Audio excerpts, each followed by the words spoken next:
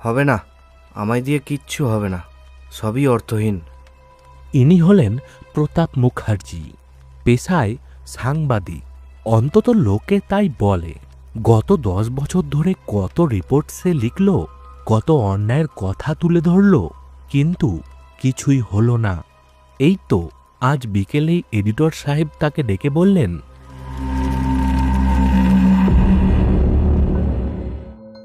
প্রতাপবাবু, আপনার লেখায় সেই জোরটা আর নেই। পাঠকরা খাচ্ছে না, আপনাকে দিয়ে আর হবে না।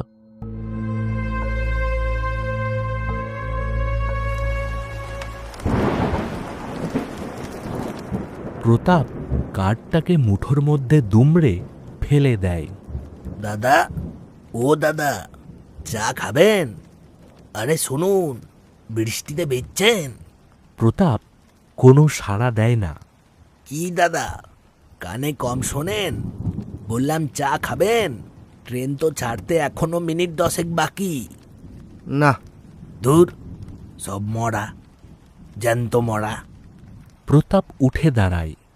সে একবার পকেটে হাত দেয়। কিছু একটা শক্ত ভাঁজ করা কাগজ সে অনুভব করে। সেটার উপর হাতটা সে এমনভাবে চেপে ধরে যেন ওটাই তার জীবনের শেষ সম্বল। প্রতাপ ধীর পায়ে লোকাল ট্রেনের একটা ফাঁকা কামরায় উঠে পড়ে। ট্রেনটা একটা বিকট ঝাঁকুনি দিয়ে চলতে শুরু করলো। কামরার ভেতরে হলদেটে আলো কেমন যেন মরা আলো। প্রতাপ ছাড়া আর জনাতিনেক যাত্রী কামরার অন্য কোণে, সবাই ঝিমোচ্ছে। প্রতাপ ঠিক দরজার কাছের একটা সিটে বসল। ভেজা মাথাটা জানালার গ্রিলে ঠেকিয়ে দিল। ট্রেনটা বিধাননগর স্টেশন ছাড়িয়ে গতি বাড়ালো। সেই এক মুহূর্তের জন্য প্রতাপ চোখ তুলে তাকালো। সে দেখল তার ঠিক উল্টো দিকের সিটে একজন বৃদ্ধ বসে আছেন। পরনে সাদা ধুতি আর একটা ফতুয়া, অসম্ভব শান্ত চোখ। প্রতাপ চমকে উঠল। লোকটা এখানে কখন এলো? সে তো কামরায় ওঠার সময় সিটটা ফাঁকাই দেখেছিল। আপনি?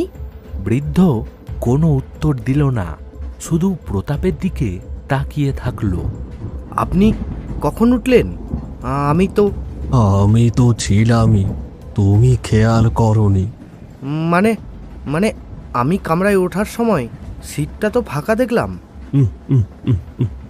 সবাইকে কি আর চোখে দেখা যায়? প্রতাপ লোকটার কথায় অস্বস্তি বোধ করল। আজ রাতে তোমার পালানোর পথ বন্ধ। প্রতাপের শির দাঁড়া দিয়ে একটা ঠান্ডা স্রোত বয়ে গেল। লোকটা কি বলছে?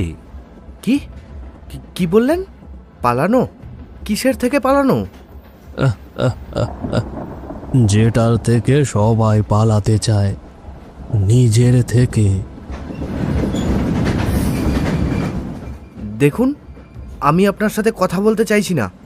আমার মাথা ঠিক নেই। মাথা ঠিক নেই নাকি মন? মন ঠিক নেই বলেই তো আজ শেষ ট্রেনে উঠেছ।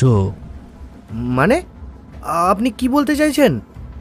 বললাম, যে জন্যে যাচ্ছ সেই কাজটা আজ হবে না, বৃথায় যাচ্ছ। কি যাতা বলছেন? আমি রানাঘাট যাচ্ছি, আমার কাজ আছে। রানাঘাট? রানাঘাটে তো তোমার কোনো কাজ নেই। কাজটা তো তুমি মাঝ পথে সারতে চেয়েছিলে। আপনি আপনি কে? আপনি কি আমায় ফলো করছেন? হুম, আমি কাউকে অনুসরণ করি না। আমি শুধু তাদের দেখতে পাই যারা আমার মতো একই ট্রেনে চেপে বসে। আপনার মতো মানে? আমি একজন সাধারণ যাত্রী, তোমার মতোই। তবে আমার টিকিটটা একটু পুরনো, ধরো 50 বছরের পুরনো। প্রতাপ লোকটিকে পাগল ভাবা শুরু করেছে। সে ঠিক করল পরের স্টেশনেই সে নেমে যাবে। এই লোকটার সাথে আর এক মুহূর্তও নয়। সে অন্যদিকে মুখ ফিরিয়ে নিল। বাইরে প্রচণ্ড ঝড় বৃষ্টি শুরু হয়েছে। ট্রেনটা যেন সাপের মতো দুলছে।